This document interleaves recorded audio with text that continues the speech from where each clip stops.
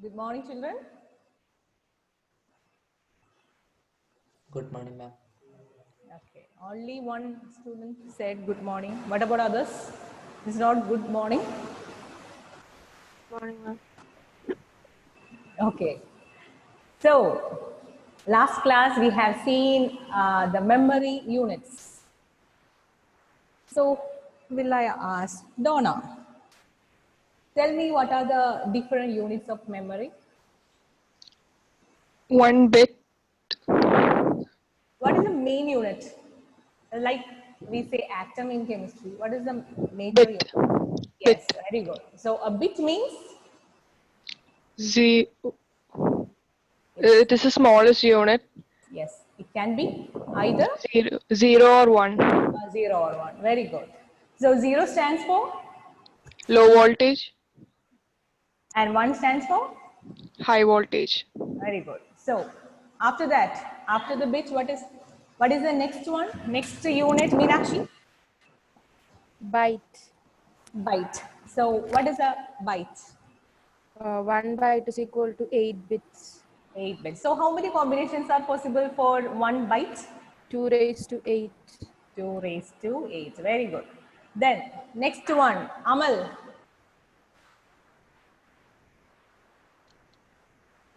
Amal Raj. Yes. Next unit. Bit is over, byte is over. Now next one is? Means what? Nibble. Okay, nibble. Nibble is? 1 nibble is equal to? 4 bits. 4 bits. So how many combinations are possible?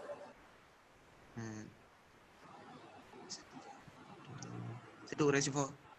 2 raised to 4. Very good. So after that, Nevin. Next one. Bit, byte, nibble. Then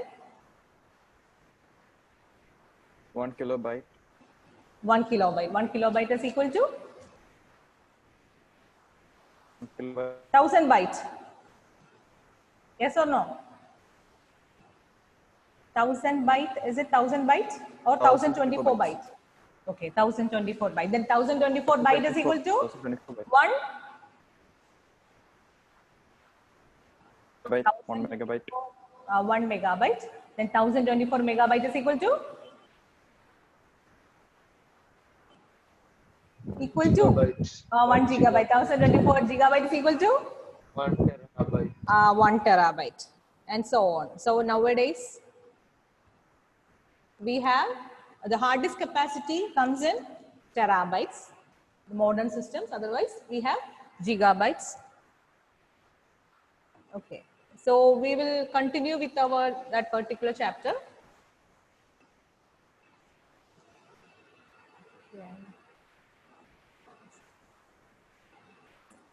So we'll just revise. We have only 2 more topics left. Since you have the combination, we have the combinations of IP and computer science. Both have to study a little bit different topics. So what I'm taking now is common topics. Common topics are there in the first chapter. So I'll be taking that. Okay. So this all things are over now. Generations also we have to study. It's a common topic. And we also studied that generations of computer, first generation, second generation, third generation, fourth generation. These are the different input devices. I have sent this particular PDF to your WhatsApp group. So you can just learn from this, the first chapter, okay? This all we have seen. What are central processing units? Then memory. There are 2 types of memory. One is primary memory and another one is secondary memory. Yes. So in primary memory itself, you have 2 types. First one is RAM and another one is ROM. So RAM you have seen already. So what can be ROM? ROM. Vidur, what is ROM?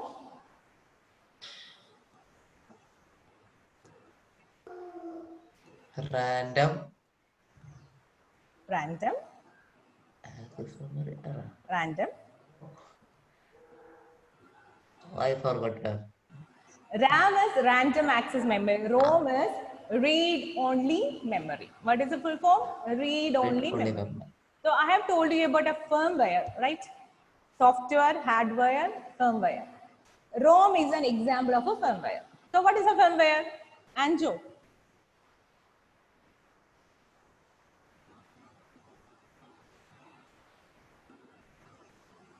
Firmware. Looking in the notebook.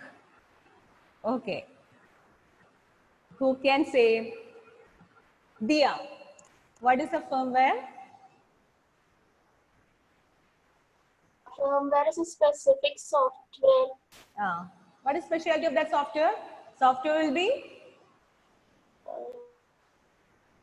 will be integrated into the chip. So ROM is that kind of software. There is a software which is integrated into the chip, and that chip you are installing into the motherboard. So that is why it is called ROM. ROM is non-volatile memory. Even if the power gets off, the data of the ROM won't be erased. Okay. So what is the use of ROM?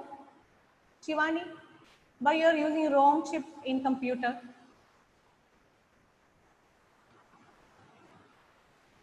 Shivani, any idea? ROM? No. Have you heard about booting? When you switch on the computer, when you tap on that switch on CPU on button as well, when you press that button, what happens? A light will come, right? Then what will be displayed on the screen? What will be displayed on the screen? Window. Windows, operating system, loading, and finally you will get the desktop.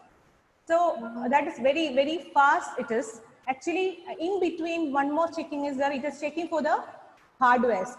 You can see a keyboard light will be blinking, and it is checking the mouse, it is checking the monitor. Every checking will be done for the hardware when you click on that particular switch, when you press that particular switch. So that thing is called booting. Have you heard about that? Booting? Have you heard about it? Nevin, booting. Yes, when you switch on the CPU button, first the checking will be, all the hardware checking will be done. Then after that, what will be done? From the ROM chip, from the ROM. What is a ROM? A software is installed integrated into the chip in ROM. In that ROM chip, it will be there. And in that software, what it will be written as? It will be the address of operating system. Operating system is residing in hard disk, isn't it? Operating system is residing in hard disk. So someone should be there to start the operating system. So who is doing that? The ROM chip. In that ROM chip, the address of the operating system will be written, and an electrical pulse will go to the hard disk, and from that operating system will start. That is why first you are seeing the operating system on the screen. So that is called booting. So for that booting purpose, you need ROM. Read only memory means it is already written. The program is already written into the chip. That is why it is called ROM, and it is non-volatile memory. What about RAM? RAM is volatile or non-volatile? Evelyn?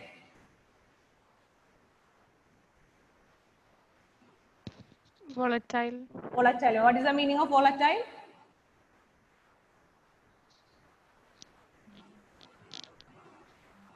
What is the meaning of volatile? When the power is gone, what happens to the data?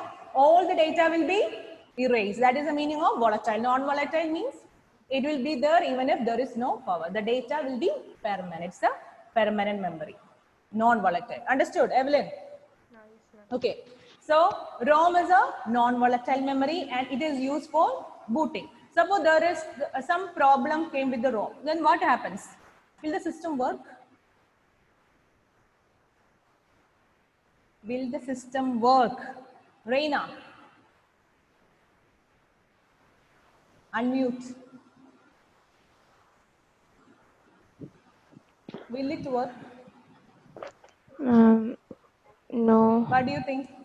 It won't work because It won't. everything, who is the interface? The interface is the operating system. Operating system is the interface between the computer and the user. If the operating system cannot be loaded into the RAM, how the system will work? The system won't work. So ROM is a very important device and it is an example of firmware. When you have learned that about the firmware, just write this example also. ROM is an example of firmware. And you have different types of ROM. So the different types of ROMs are PROM, PROM. So normally we have the ROM as traditional ROM, read-only memory. Then you have PROM. PROM means programmable read-only memory. So normally it is a firmware, but you can do programming in ROM. That is why it is called. So what is the full form of PROM? Programmable read-only memory. Only when you buy a computer, when you buy a laptop, already the ROM will be written. The program will be there. You don't have to write anything. It will be written by the manufacturers. But nowadays you will get ROM, which you can do programming. That is why it is called programmable ROM. Grishma, Amal, Emmanuel, switch on your cameras. And you have EEPROM. EEPROM means electrically programmable ROM. Using electrical signals, you can do the program. Then EEPROM. Electrically erasing of the data will be done using electricity. So that is why it is called electrically erasable programmable ROM. So what is the full form, Ashwin? What is the full form of PROM? Random access memory. PROM.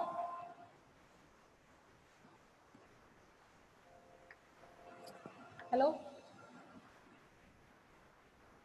Are you there? Mohammed Irfan, what is the full form of PROM?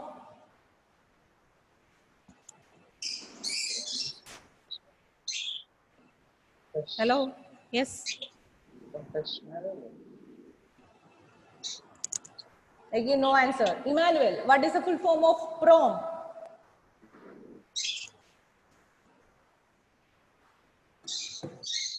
What is the full form of ROM? Emmanuel? Unmute, unmute.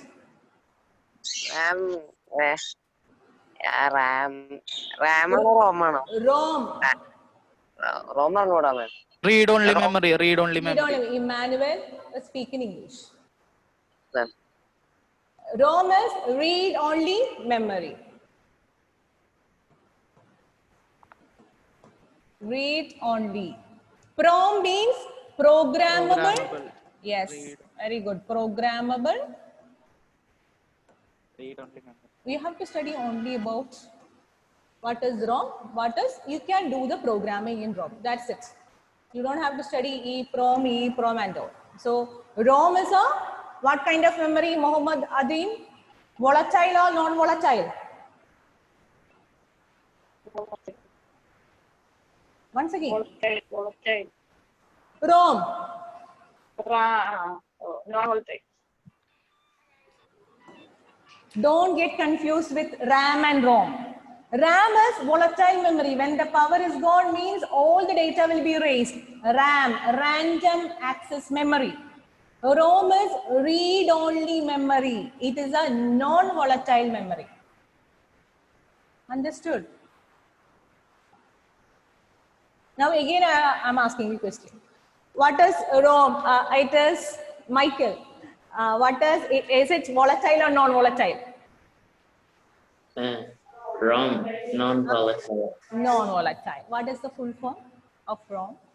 Read-only memory. Read-only memory. So, but ROM and RAM coming under the category of primary memory. Primary means very important. Primary memory. So, primary memory is divided into two. That is RAM and ROM. Then you have the secondary memory where you are storing all the data. It can be hard disk or it can be your flash drive or it can be a CD. Secondary memory is always non-volatile. Even if you turn off the system, the data will be there. It won't be erased.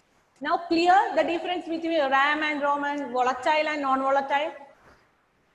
Okay. And one more classification is that is temporary and permanent. Temporary memory, permanent memory. So ROM is permanent or temporary? Grishma.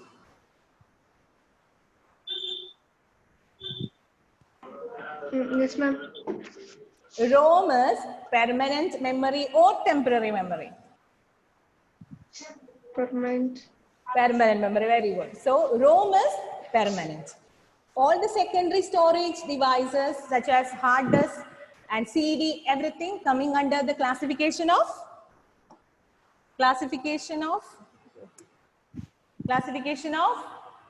permanent memory. So I will show you.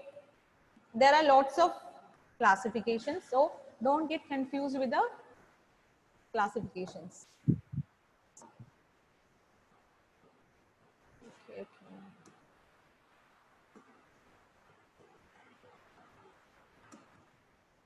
Okay, now you can see the screen, right?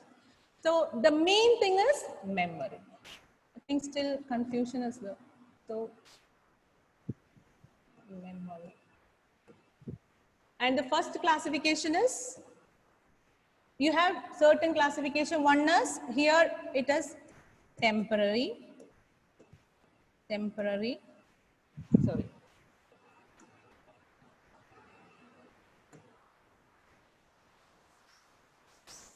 Main classification is not that.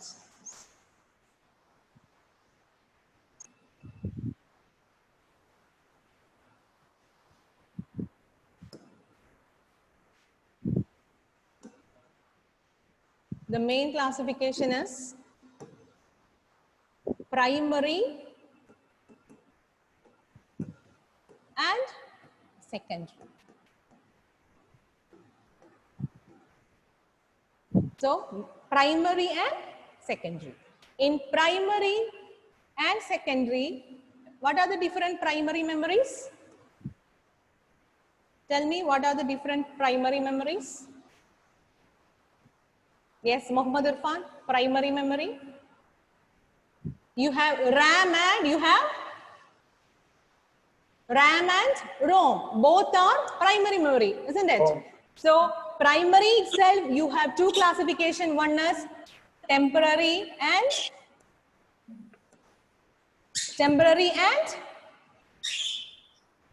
permanent memory.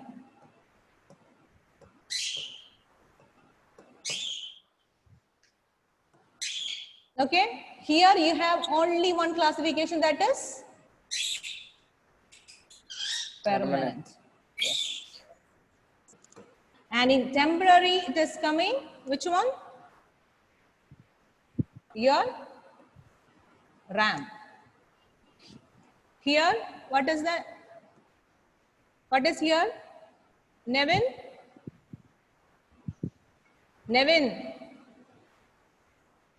Permanent. Can you? Permanent. Permanent read-only memory or ROM. ROM. Here, hard disk, CD, USB drive,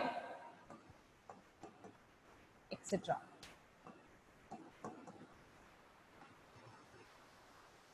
Now it's clear. So there are mainly two classifications. One is primary memory and another one is secondary memory. Primary memory is again classified into two. One is temporary and one is permanent. In temporary memory you have RAM and permanent memory you have ROM. And in permanent memory, examples are hard disk, CD, USB drive, etc. Now, is that clear? Any doubt? Still you have confusion? Do you have any confusion? You are muting and you are telling me the answer. Unmute and say. Okay. Then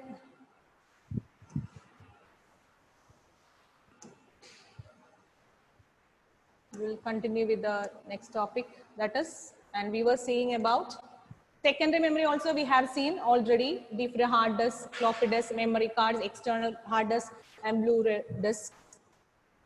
And you have to just study what are the different examples. So you just write down the example. You don't have to study the mechanisms of this temporary permanent memories. Now we have seen, last class you have seen units of memory, and hope you understood the units of memory. So nowadays we have for supercomputers, what is the memory capacity? Krishna Chandran? Supercomputers, what do you think? Welcome there. Is it mega, giga, tera, peta, exa? Mega. Mega. Petabyte and exabyte. Once again. Yes, Krishnandran.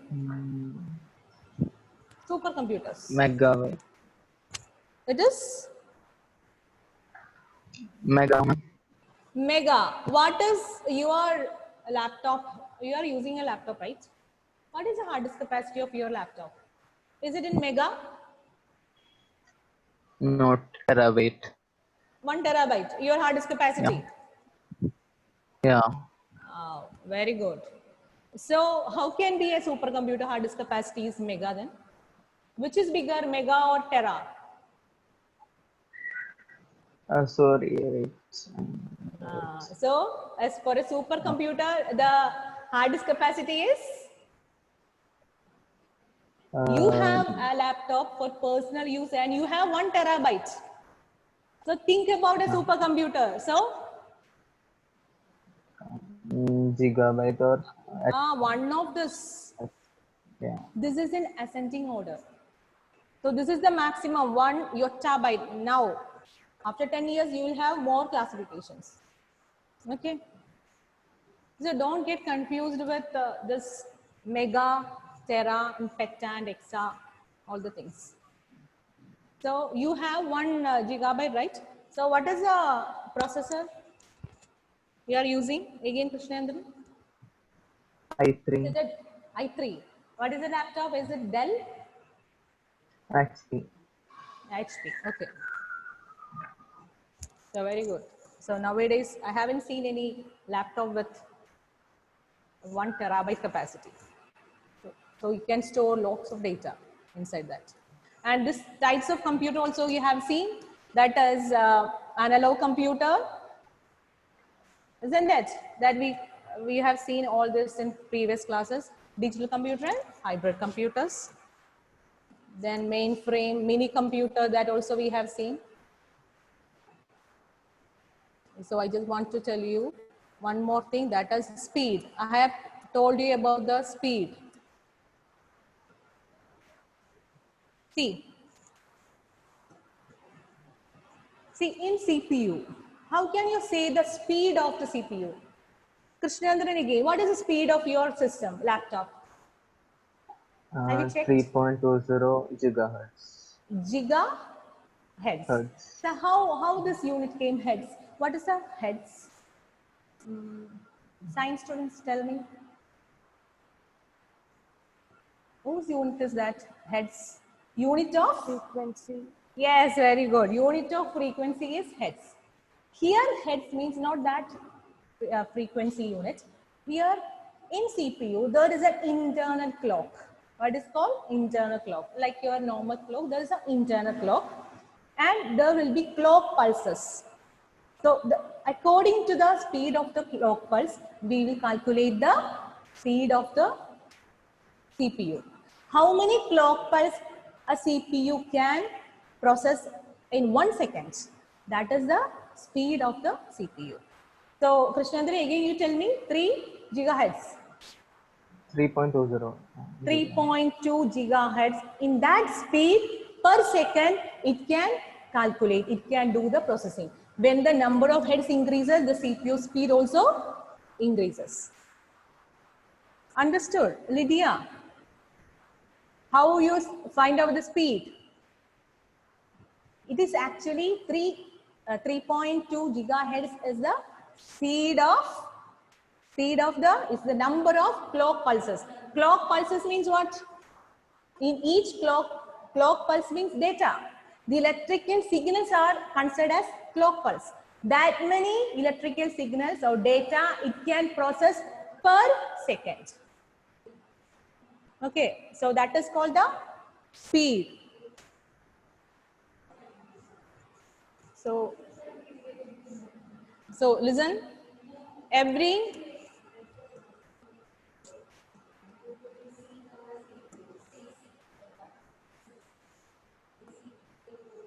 the speed at which a microprocessor execute instructions. So what is the clock speed? The speed at which a microprocessor execute instructions. So every computer, this also you have to write for the examination. Every computer contains what clock it is? Nevin, switch on your camera. Amal. So every system, every computer has an internal clock that regulates the rate at which instructions are executed. So that is called your clock speed.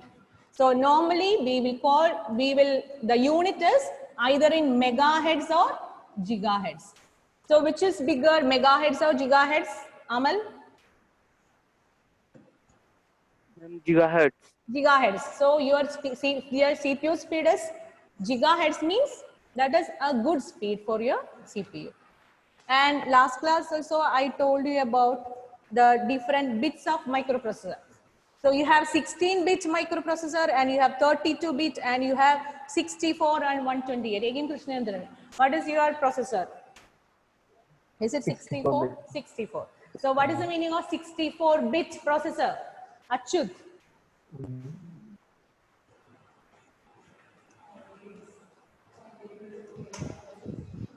Achyut.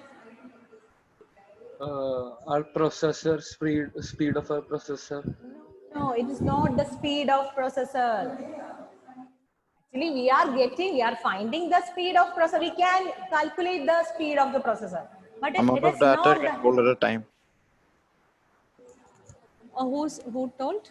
Me, Nevin. Is it Ashwin? Who told? Nevin. Nevin.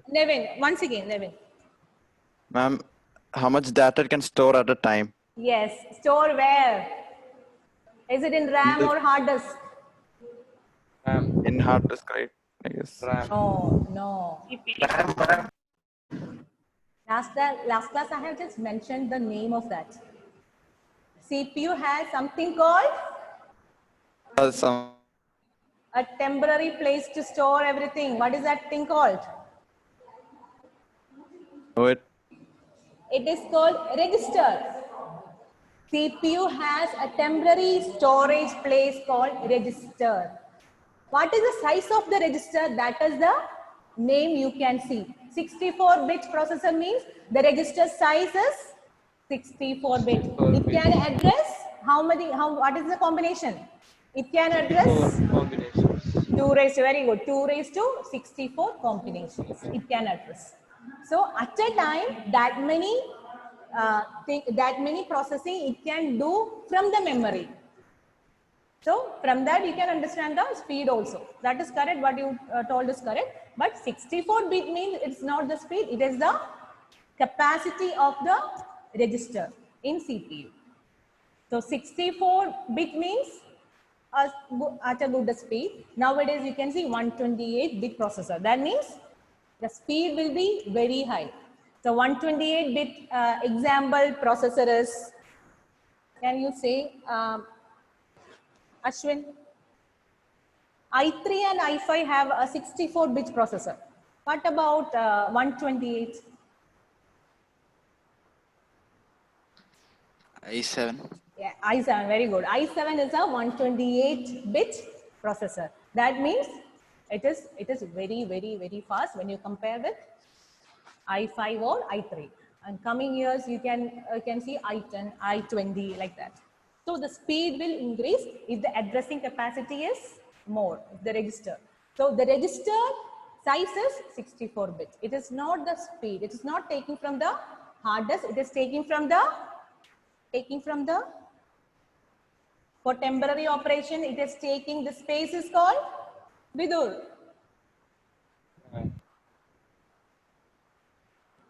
It is called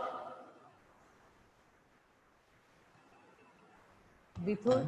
Ma'am, can you ask the question again? Can you ask the question The again? question is, we will say it as a 64-bit processor. What is the meaning of that? Or 128-bit processor? The capacity of whom it is? Capacity of Capacity of hard disk. Is it a capacity of hard disk? no. Then, is it a capacity of RAM? I think so. Capacity of the register. What is the register? It's a temporary place. If the room size increases, what is the advantage? You can store more items, right? If your bedroom size or your kitchen size increases, then that means you can store many items. If the size is small, means you can store only few items. The same way, CPU has a temporary place to do calculations. That is called register. In that register, you can store, CPU can get the things from the register faster and keep it back the things. So that capacity of register is denoted as 64-bit processor. That means processor's register capacity. 128-bit processor means the capacity of the register is 128. 128-bit. 128-bit means 2 raised to 128. 128 things it can store. Combinations are possible. So Vidur, once again, what is the meaning of 64-bit processor? So it can store 64 bit. Who can store? In register. In register. Who is storing it? Storing it. Is it the user operating system? Ashwin, who is storing the data in register?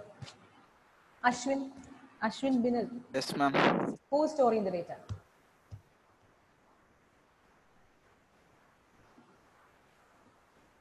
Simply smiling. Shivani, who is storing the data in register? Who is storing it and taking it back and processing? Who is doing that? CPU. CPU. It is CPU. Okay. Listen carefully. Otherwise, you will get confused with different terms are there. So you may get confused. Then about the ports. See the example of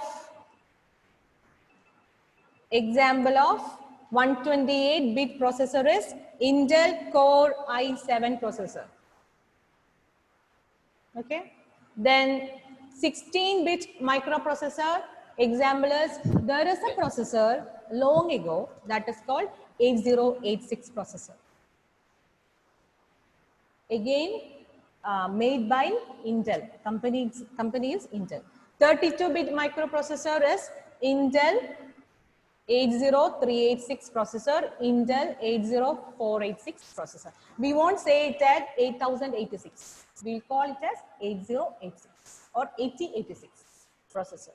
Then 64-bit processor, Pentium dual core, 4 duo. Nowadays, these kinds of laptops and PCs are available. Then 128-bit microprocessor means the cost will be around lakhs if you want to buy a laptop with 128-bit microprocessor, and especially if it is Dell, the cost will be very high. So Intel Core i7 processor. Okay. The next topic is ports. Also we have seen in the last class. So what are the different ports we have seen?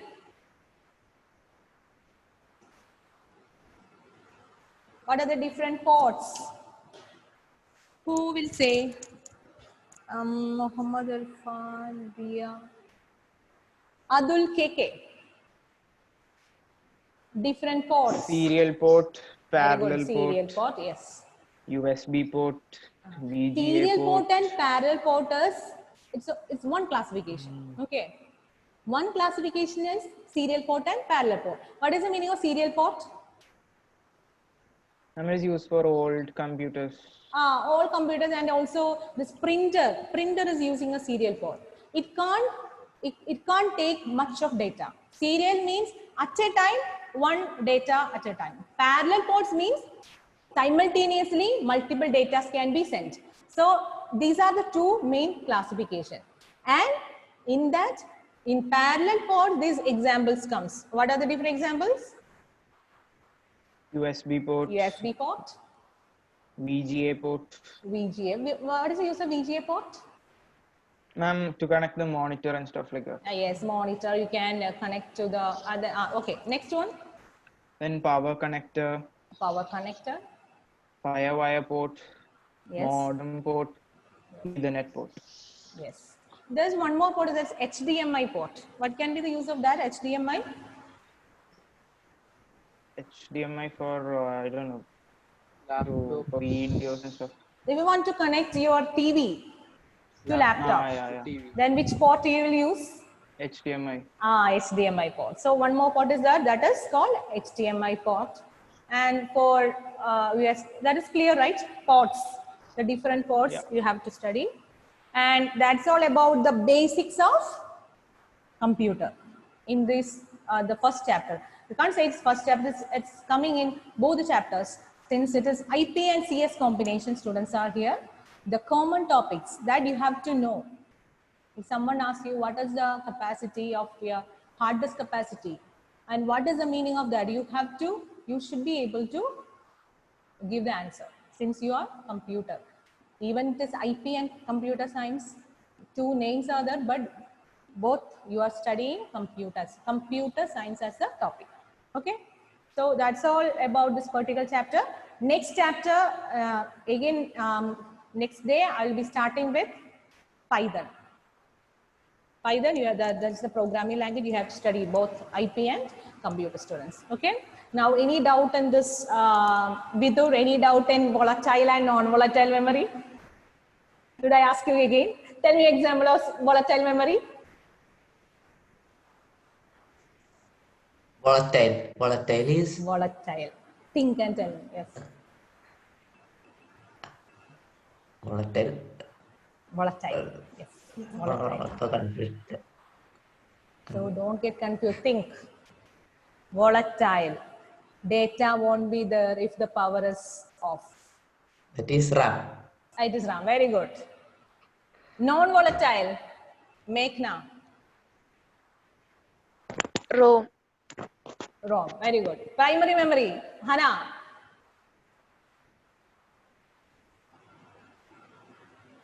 Primary memory. Important memory. Primary. Hana, I'm asking you. Hana. Unmute. Temporary memory and primary memory. No. Example of primary memory. RAM. Yes, very good, RAM. Example of secondary memory, Meenakshi. Hard disk. Hard disk, very good. Example of non-volatile memory, Emmanuel.